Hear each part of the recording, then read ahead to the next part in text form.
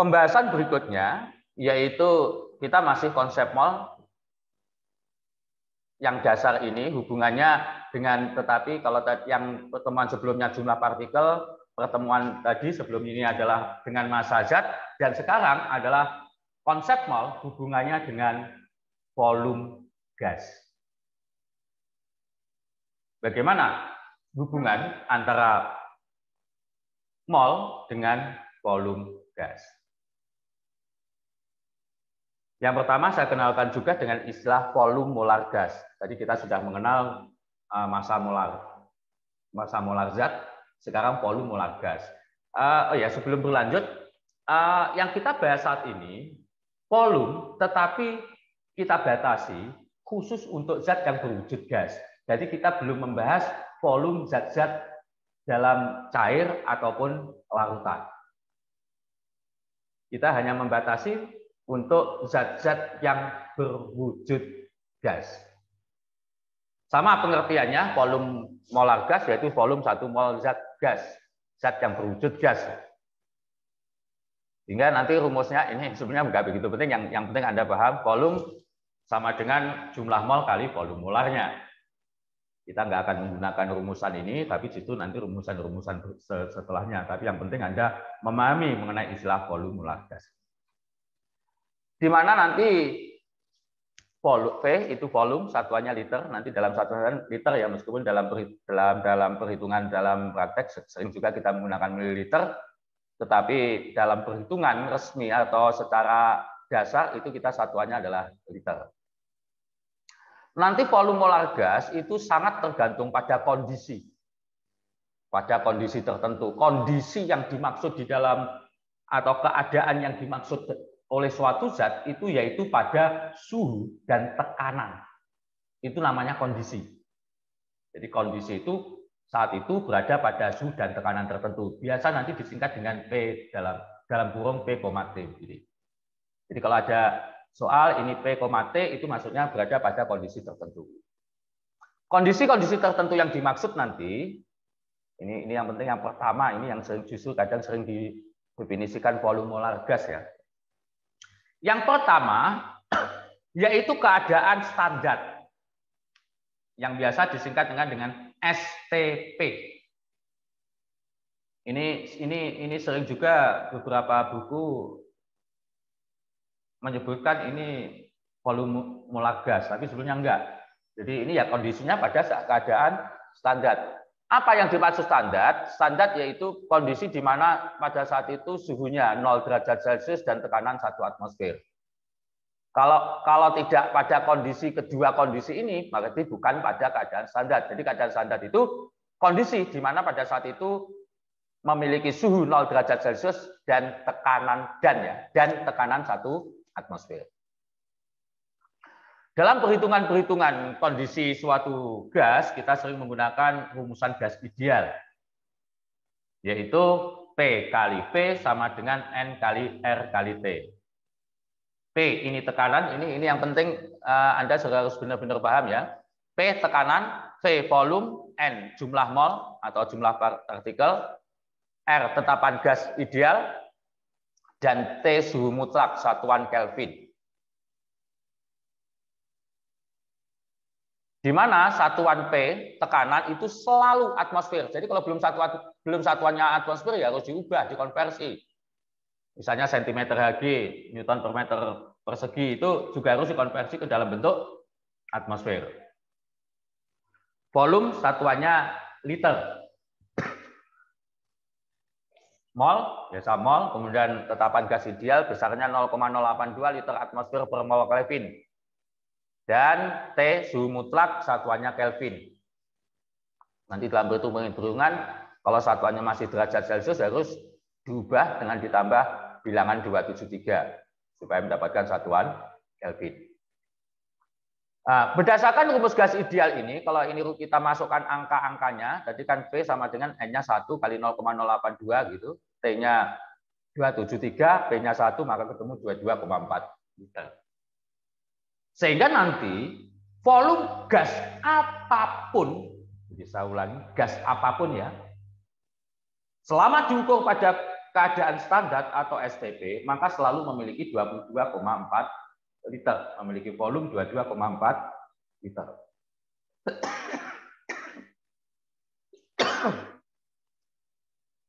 Gas apapun ya, jadi apa gas O2, CO2, H2O, NH3, N2 dan sebagainya, semua gas kalau diukur pada keadaan standar, setiap 1 mol gas tersebut selalu bervolume 22,4 liter. Sehingga kalau jumlah molnya tidak 1 mol, maka untuk menghitung volumenya sama dengan mol kali 22,4. Itu aja rumusannya. Atau kalau kalian memiliki sejumlah volume, kemudian diminta untuk menghitung jumlah molnya, sama dengan volume tersebut dibagi dengan 22,4.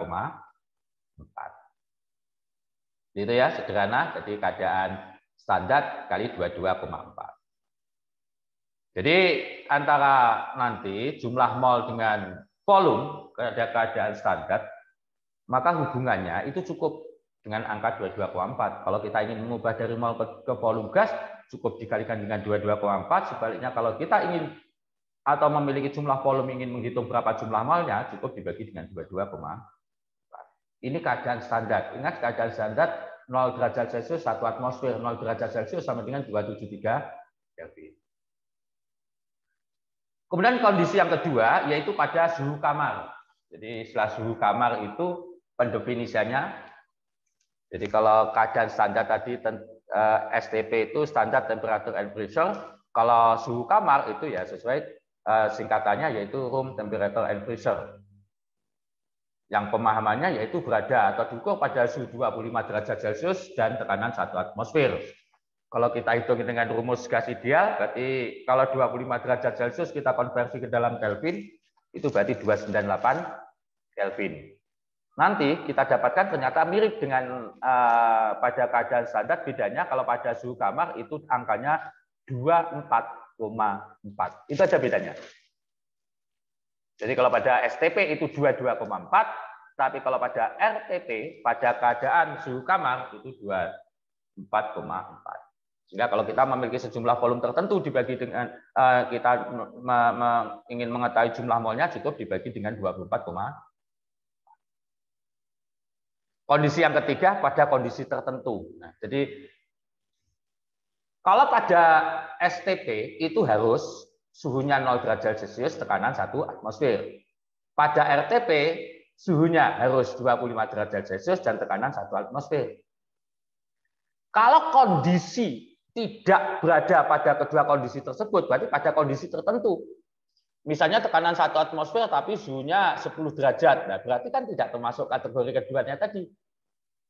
Atau diukur pada suhu kamar 25 derajat Celcius tapi tekanannya 0,9 misalnya, 0,9 atmosfer. Itu berarti kan juga berada kondisi tertentu. Kalau kita berada atau mengukur pada kondisi tertentu, maka berlaku hukum gas ideal. Sehingga rumusnya kan ini PV sama dengan nRT, sehingga V sama dengan nRT per P. Atau kalau kita ingin menghitung N sama dengan P kali V per RT. Hanya saya ingatkan satuan-satuannya P atmosfer, V itu satuannya liter, N mol, R liter atmosfer per mol Kelvin, serta T satuannya Kelvin. Dan yang terakhir, kita ingin mengetahui berapa volume suatu gas yang diukur pada kondisi gas lain. Kalian ingat, ini sesuai dengan hukum dari Avogadro. Jadi pada kondisi yang sama, zat-zat yang memiliki jumlah partikel yang sama memiliki volume yang sama. Karena jumlah partikel itu sebanding dengan mol, partikel sebanding dengan volume, jumlah partikel sebanding dengan jumlah mol, maka jumlah mol juga sebanding dengan jumlah volume. Gitu aja. Sehingga sama rumusannya dengan pada hukum Avogadro, yaitu kita dapat membandingkan N mol, V adalah volume, 1, 2 ini variabel untuk gas tertentu, misalnya ini O2, ini H2O, boleh saja, ini N2. Yang penting angka 1 harus konsisten. Ini kalau ini O2, ini juga O2. Ini N2, ini juga N2. Ini N itu jumlah mol, V jumlah volume. Jika ini kita bisa membolak-balik rumus N1 per N2 sama dengan V1 per 2, boleh juga N1 per V1 sama dengan N2 per V2, boleh juga V1 per N1 sama dengan V2 per N2. Sama ya, ini pernah kita bahas dalam hukum Avogadro. Kita pada contoh perhitungan. Jadi misalnya saja kita ingin menentukan 2 mol gas nitrogen jika diukur pada keempat kondisi tersebut. Ingat di sini, tapi nanti yang terakhir mungkin saya beberapa penekanan gitu. Jadi kalau pada keadaan standar, ya langsung 2 kali 22,4. Kalau pada keadaan RTP ya langsung 2 kali 24,4. Mudah ya.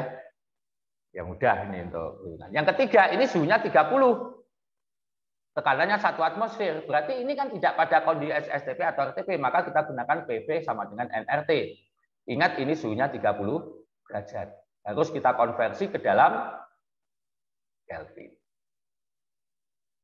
Jadi ini kita cukup 273 per 30, jadi diubah dulu T-nya dalam Kelvin 303 Kelvin, V sama dengan nRT per P, berarti 2 kali ini ketemu sekian. Dengan yang terakhir pada kondisi tertentu kita gunakan rumusan yang mana saja begitu. V1 per N1 sama dengan V2 per N2 boleh, V1 per V2 sama dengan N1 per N2 juga boleh. Dan nanti kalau kita hitung akan begitu. Ini kebetulan agak mudah ya, langsung mol. Yang sering nanti N itu sering dalam perhitungan nanti ya. Itu yang ditunjukkan adalah satuannya satuan masih dalam bentuk gram. Artinya dalam massa. Sehingga massa kemudian diketahui ARMR, berarti kan dari massa itu harus konversi dulu ke dalam bentuk mol. Dari mol baru bisa kita masukkan ke dalam perhitungan itu. Itu ya contoh perhitungan untuk hubungan antara mol dengan volume. Saya hanya mengingatkan dalam perhitungan-perhitungan, jadi tidak ada yang sulit dan segala sesuatu sudah diperhitungkan oleh Allah dengan sangat cepat. Seperti firman-Nya, ini salah satu nukilan ayat di bagian akhir dari ayat kalau nggak salah di Ali Imran ayat 19. A'udzubillahi minasyaitonirrajim. Fa innallaha sari'ul hisab. Jadi yang artinya maka sesungguhnya Allah sangat cepat hisab atau perhitungannya. Jadi mungkin ada satu nilai yang bisa kita ambil di sini. Jadi segala sesuatu sudah ada perhitungan-perhitungan yang kita pun nanti juga akan dihitung di Yaumul Akhir. Dan nanti Anda bisa berlatih mengenai soal latihan ini terkait dengan hubungan antara mol dengan volume. Dan bagian akhir ini saya tunjukkan. Kita sudah membahas tadi hubungan antara mol dengan yang pada pertemuan sebelumnya dengan jumlah partikel, tadi juga dengan massa dan juga dengan volume. Nah, hanya saya ingatkan demikian. Jadi hubungannya dengan massa, dengan jumlah partikel dan volume gas. Antara massa, volume, dan jumlah partikel tidak ada hubungan langsung. Artinya misalnya begini, tadi kan sudah sempat saya contohkan ya, tadi sejumlah massa kemudian berapa jumlah partikelnya gitu. Nah ini antara sejak pembahasan awal antara massa dengan jumlah partikel tidak ada hubungan. Jadi kalau kita memiliki sejumlah partikel kemudian ditanya berapa massanya, kita nggak bisa langsung menghitung. Demikian juga dengan gas, kita memiliki sejumlah massa, berapa volumenya? Nggak bisa. Kita memiliki volume, berapa jumlah partikelnya? Nggak bisa, karena nggak ada hubungan. Maka antara ketiga satuan ini, massa, jumlah partikel, dan volume, ini ada satu penghubung, yaitu mol. Maka saya mengistilahkan istilah terminal mol. Apa maksudnya? Ketika kita akan membuat perhitungan, kita semuanya harus kembali ke terminal. Nggak boleh kita serta-merta dengan mudahnya berjalan. Gitu. Jadi misalnya aja kita akan menghitung massa. Nah ini kan antara massa dengan mol kan ada hubungan, sehingga mudah. Kita punya mol berapa massanya, kita punya mol berapa jumlah partikelnya, kita punya partikel berapa jumlah molnya, kita punya mol berapa volumenya, kita punya volume berapa molnya. Kan mudah. Nah, antar masing-masing ini ada penghubungnya. Ini yang harus kalian ingat. Bahwa antara massa dengan mol itu penghubungnya adalah AR atau MR. Antara mol dengan jumlah partikel adalah bilangan Avogadro.